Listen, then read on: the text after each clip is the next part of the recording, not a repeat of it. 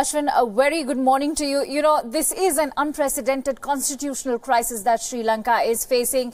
It is at a crossroads where it has to decide, you know, it's a choice between a democratic consolidation or a retreat to authoritarianism. The judiciary certainly has a very crucial task at hand in Sri Lanka.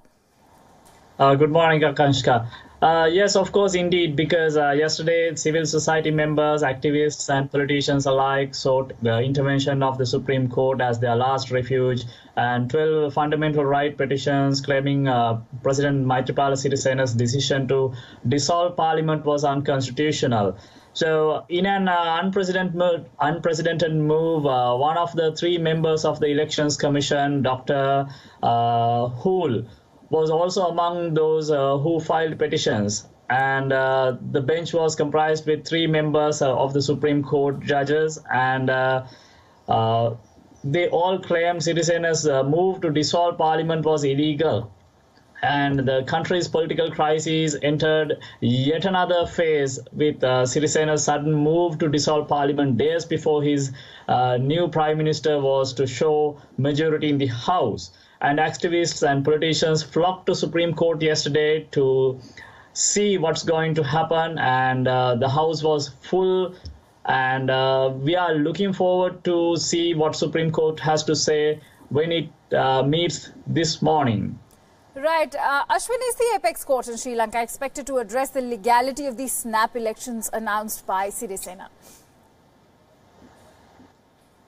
True, that's true, because now this bench with Chief Justice Nalin Pereira and two other justices, of course, they will have to come back to people with at least an interim order, because this judgment, if they continue to investigate the 12 petitions, it will take over a couple of months. So what people are looking at this moment is a temporary solution so that the elections can be cancelled.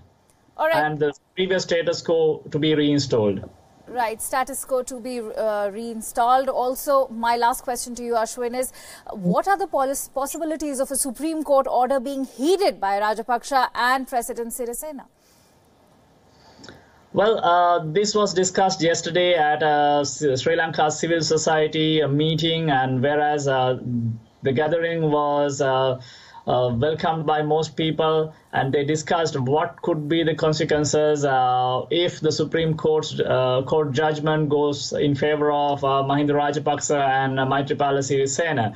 What they discussed was that suppose if it goes to the other side, they will take to roads, and wide protests will be in Sri Lanka, because they fear that if President Maithripala Sirisena succeeds with Prime Minister Mahinda Rajapaksa at his helm, so the human right violations will be back, whereas because during 2015, a lot of human rights issues were here during Rajapaksa era. Many journalists were attacked, and kidnappings and widespread disappearances took place in Sri Lanka, which is questionable even right at the moment. Right. Clearly a very crucial juncture for not just the apex court in Sri Lanka, but the entire country, as a lot depends on the Supreme Court's order. Let's actually wait and watch what the Supreme Court has to say. Thank you so much for joining us for now, Ashwin. We will continue to track the latest developments in Sri Lanka.